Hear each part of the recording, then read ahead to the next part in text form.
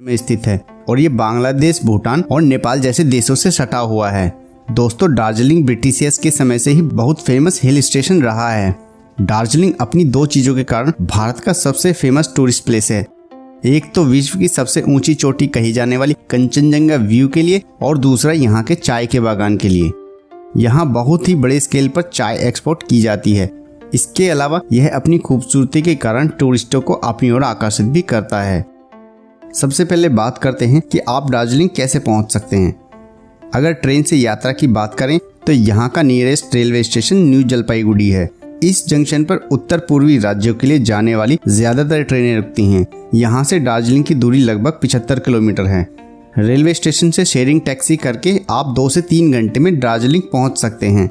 Sharing taxi में आपको 400 से 500 रुपये चार्ज लगेगा।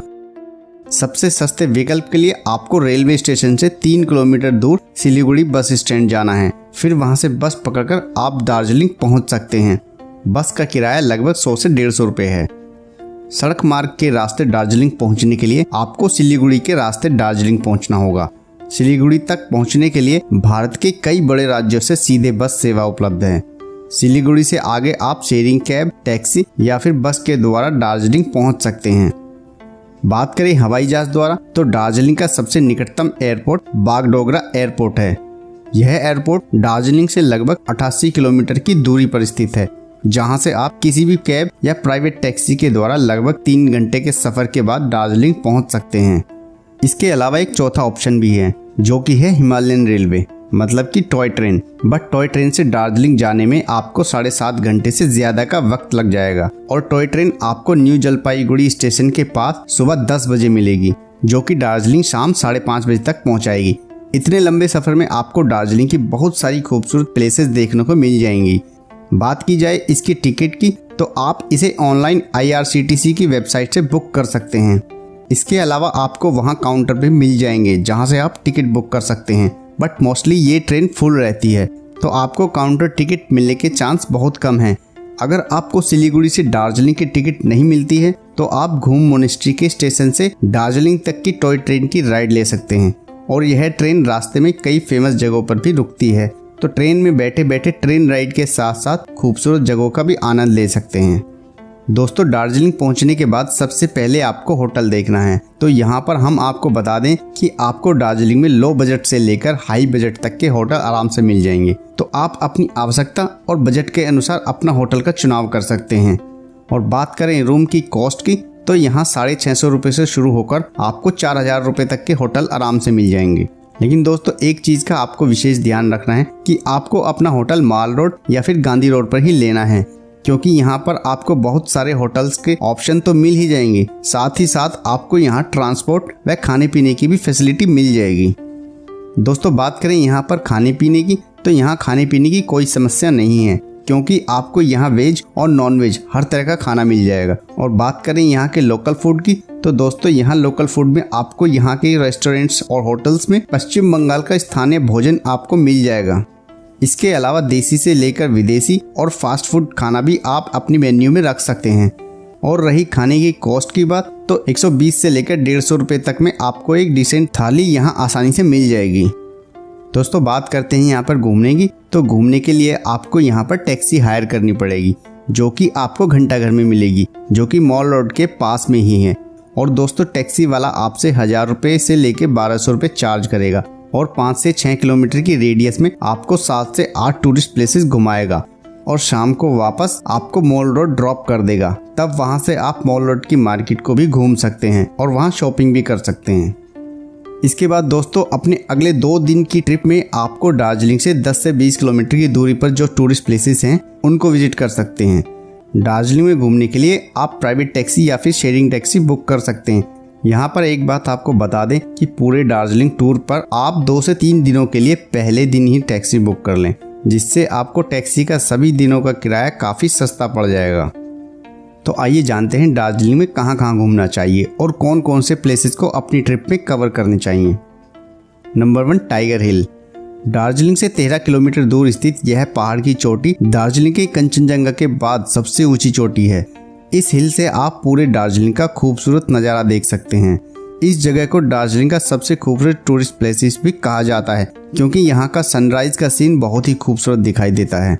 सनराइज का खूबसूरत नज़ारा देखने के लिए पर्यटक सुबह ही वहाँ पहुँच जाते हैं। सूरज की पहली किरण जब कंचनजंगा की चोटियों पर पड़ती है तो चोटियों का रंग बदलकर गुलाबी और ऑरेंज नजर आता है। इस अद्भुत नज़ारे को देखने के लिए ही यहाँ टूरिस्ट आते हैं और इस दृश्य का आनंद उठाते हैं। Number 2, Batasia loop.